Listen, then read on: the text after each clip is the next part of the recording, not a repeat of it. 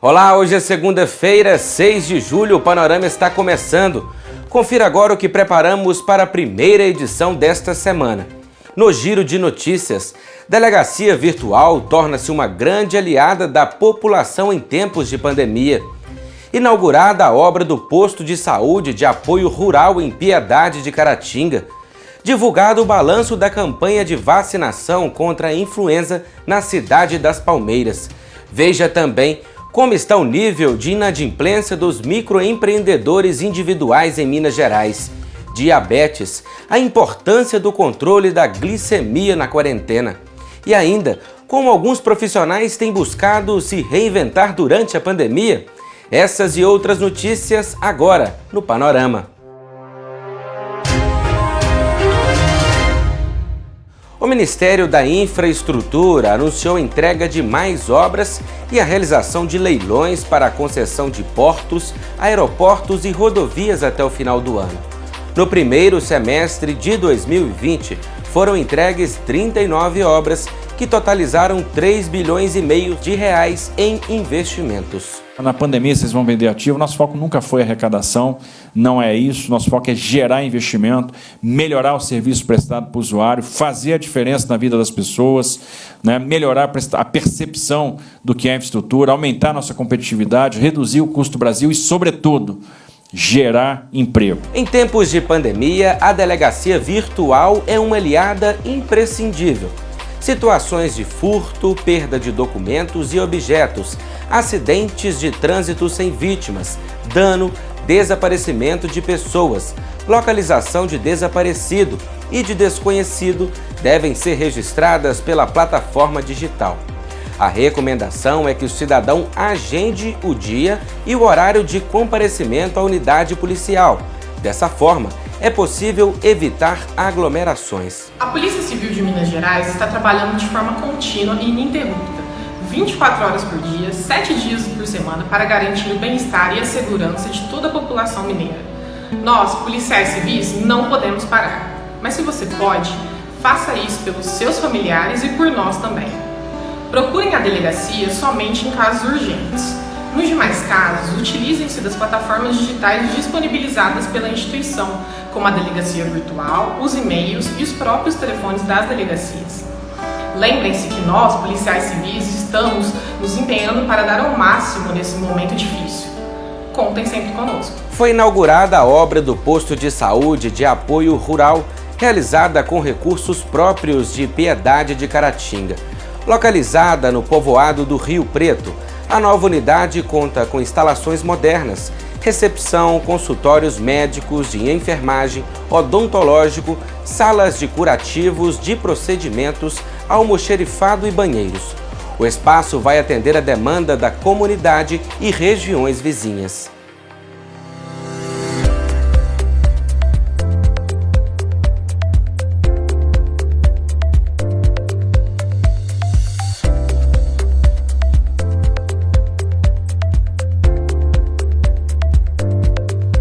Esse momento é muito importante para a comunidade que será atendida nessa unidade. Contamos hoje com atendimento de 1.935 pessoas ativas, cadastradas em nossas bases de dados. É com muita satisfação que estamos vivenciando esse momento histórico para o município de Piedade de Caratinga. Nós estamos entregando para a população, com muito respeito, um local bem construído, de uma estrutura física que dá condições, de respeito para os profissionais que vão trabalhar, dentista e médico. Todos eles terão suas salas com privacidade, tanto para o profissional quanto para o usuário. Então nós estamos entregando uma unidade que ela é do povo.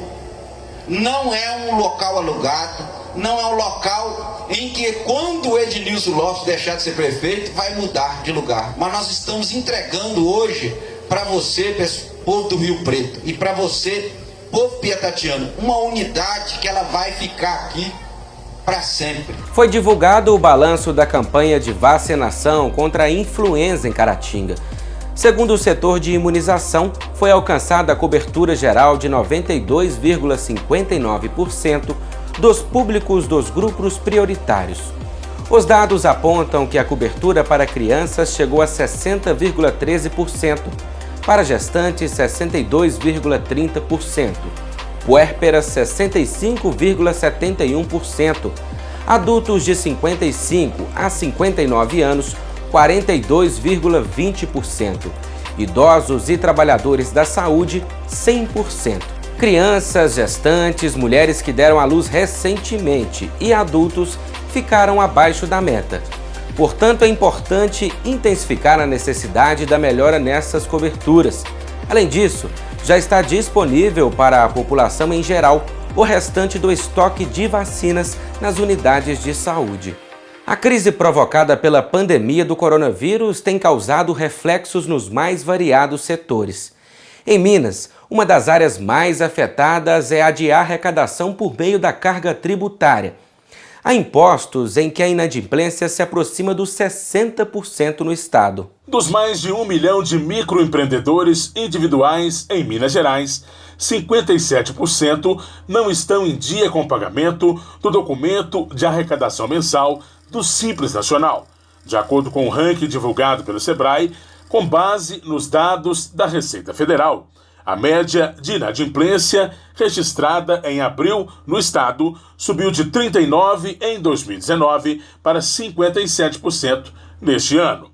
Mesmo com o aumento do número de devedores, Minas Gerais é o segundo estado com o menor percentual de inadimplência, atrás apenas de Santa Catarina, 49%. A média nacional foi de 63%. O microempreendedor individual é a pessoa jurídica que pode faturar até R$ 81 mil por ano, não ter participação em outra empresa como sócio ou titular, ter apenas um empregado contratado e estar enquadrado na lista de ocupações permitidas na legislação. O MEI é tido como uma boa oportunidade para quem vai iniciar um negócio próprio. Por exemplo, se você nunca na vida montou um negócio, sempre teve medo de fazer isso, medo de fracassar, e agora estava quase decidindo a montar esse negócio e viu que o MEI era uma forma de você montar sem correr muito risco, sem precisar contratar um contador, com menos investimento, vamos dizer assim.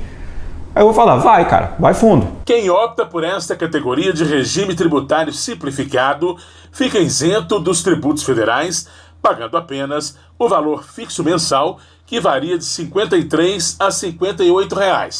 Essas quantias são atualizadas anualmente de acordo com o salário mínimo. A contribuição obrigatória assegura que o MEI tenha direito a vários benefícios, como aposentadoria por invalidez ou por idade, auxílio-doença e salário maternidade. Além disso, tem direito ainda à pensão por morte e auxílio-reclusão, que também são disponibilizados para os familiares. O cálculo dos benefícios é efetuado com base nas contribuições realizadas pelo segurado, cumprindo o prazo de carência mínima para cada benefício previdenciário. Você que está em atraso deve buscar pagar os débitos o mais breve possível para não ter a sua empresa desenquadrada ou ainda naqueles casos em que fica acima de 1 ano em atraso ser excluído. Então, você pagar em atraso, esses meses atrasados não serão considerados para fins de INSS. Somente os pagamentos em dia. Se você pagou agora em dia, vai ser considerado o primeiro mês. E a partir de então, os pagamentos em dia serem computados na carência. Nós temos uma outra situação para quem no passado, seja por uma carteira registrada ou recolhimentos como autônomo, você já tenha pago 12 meses em dia. Para essas pessoas que pagaram em dia e por algum motivo parou, o INSS irá exigir 4 meses pagos em dia. Os diabéticos fazem parte dos grupos mais vulneráveis à Covid-19. E com todas as dificuldades vividas neste momento, torna-se ainda mais importante não deixar a glicose ficar alta. Desde que surgiu o surto do novo coronavírus, especialistas da área médica vêm aconselhando a população para redobrar a atenção com a saúde, com o objetivo de minimizar os sintomas da Covid-19 em caso de contaminação. Essa orientação vale principalmente para os chamados grupos de risco, que incluem as pessoas com diabetes. O nível elevado de glicose no sangue pode agravar a evolução dos infectados. Historicamente, a diabetes está associada a infecções. Isso ocorre porque o aumento da concentração da glicose no organismo amplifica o processo inflamatório, afetando o sistema imunológico. Se a glicose estiver alta, amiga, você vai ter muito mais chance de pegar esse vírus e de ter complicações com o vírus, porque a defesa baixa você pode ter complicação respiratória, você pode ter pneumonia, derrame pleural, tendo que entubar, tendo que ir para UTI, isso é terrível, né? Ficar no hospital com chance muito maior de pegar infecções hospitalares. Resumo da história: controlar a diabetes é o mais importante. Prevenir a hiperglicemia, que é a pior complicação aguda, que pode te levar a complicações do coronavírus ou qualquer outra infecção que você venha a ter, tá bom? Então essa é a dica: focar nas proteínas, nas gorduras saudáveis. Fugir de arroz, fugir de pão, macarrão e carboidratos.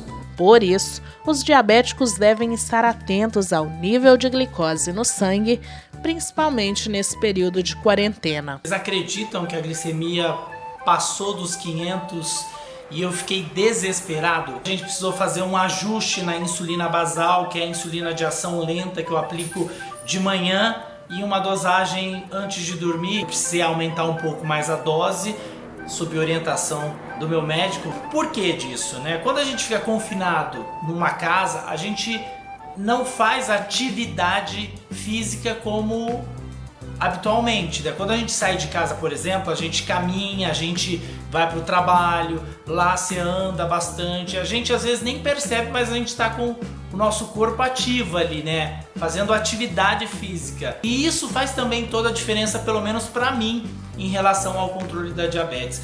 E como eu estou limitado à minha casa, acabou tendo um impacto maior na minha glicemia. O enfrentamento de todas essas restrições imposto pela pandemia, como as mudanças na rotina, tem gerado muita ansiedade e desequilíbrio até na hora de comer. Eu fico mais ansioso e aí a fome aumenta, o consumo de carboidrato aumenta.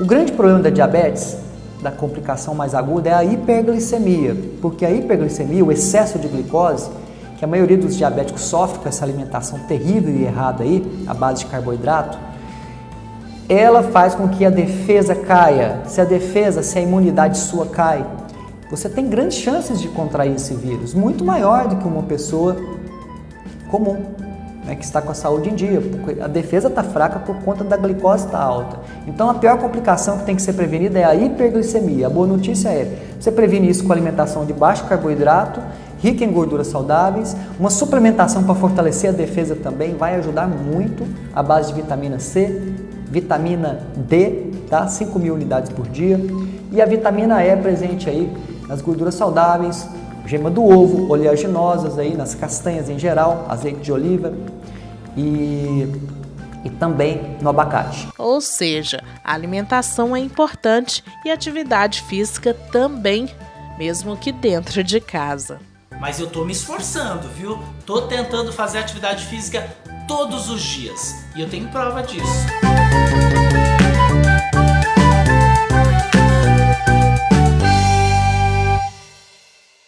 Vamos conferir agora a previsão do tempo para o início desta semana em Caratinga e região. Terça-feira com sol e algumas nuvens pela manhã em Caratinga. A temperatura mínima esperada é de 14 e a máxima de 24 graus. Em Santa Rita de Minas, a expectativa é de sol com algumas nuvens ao longo do dia. A mínima é 12 e a máxima de 24 graus. A terça-feira em Piedade de Caratinga é de sol com algumas nuvens durante o dia. Mínima de 13 e a máxima 25 graus. Lidar com a nova realidade e as limitações apresentadas pela pandemia tem sido um desafio para vários profissionais. Mas muita gente tem aproveitado esse momento como uma oportunidade para se reinventar. É o que você vai ver agora nesta reportagem. Confira. Empreender em tempos de pandemia é difícil, mas não é impossível.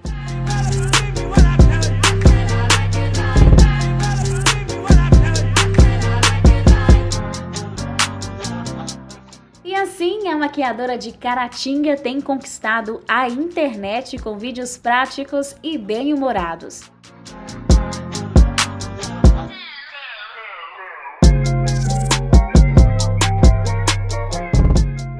Com muito estudo e dedicação, Kessler está ganhando cada vez mais espaço.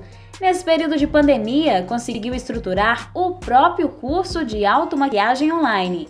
Dentro da quarentena, eu resolvi não ficar parada, resolvi me mover, avançar em direção aos meus objetivos e também em direção às minhas metas. E uma delas foi o curso online. Durante grande parte da quarentena, eu planejei e executei o curso online e consegui realizar um lançamento onde eu adquiri muita experiência e muita bagagem para eu poder sair dessa quarentena assim com a cabeça erguida e com as minhas metas batidas.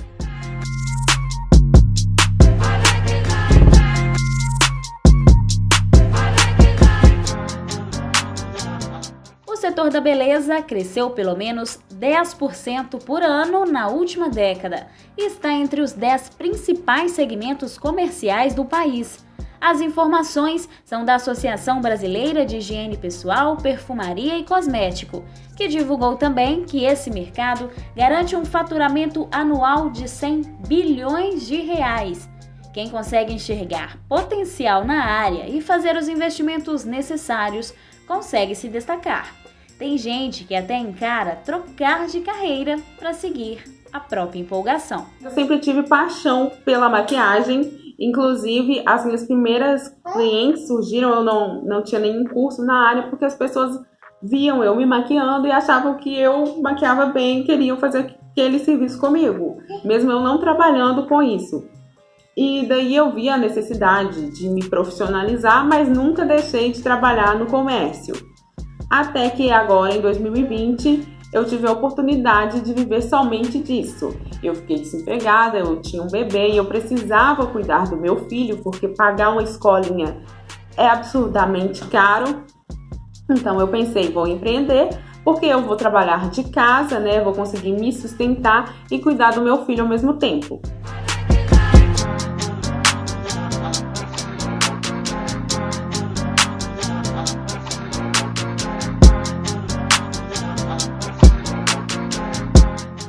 Para fluir no trabalho, ela precisou de muito investimento, estudo, prática e agora a maquiadora tem experimentado novos conteúdos na internet. Eu realmente tinha esse público para atender e ainda não tinha me esforçado ou tido alguma ideia para sanar essa questão. E com a pandemia, eu pude atender as minhas seguidoras que se tornaram clientes por meio de lives privadas. E o atendimento é igual ao presencial. A única diferença é que eu não preciso gastar com condução, eu não preciso gastar meu material, eu apenas compartilho o meu conhecimento, mas é um conhecimento específico para aquele aluno, para aquela aluna, para o olho dela, para o tipo de rosto dela, pelas cores que ela gosta de usar, pelas cores que combinam com ela. Então, é um serviço VIP, personalizado, muito mais em conta e no conforto da casa da pessoa. Então, por que não fazer?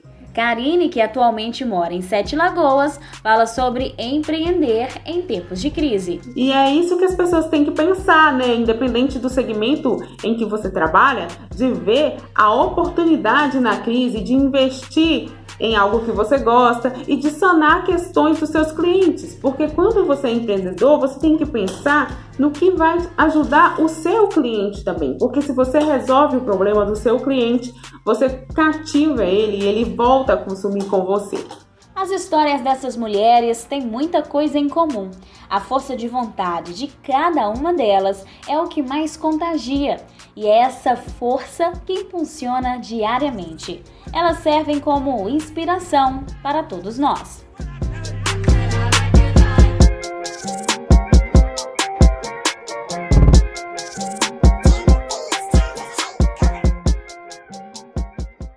É necessário ser criativo para se reinventar neste momento.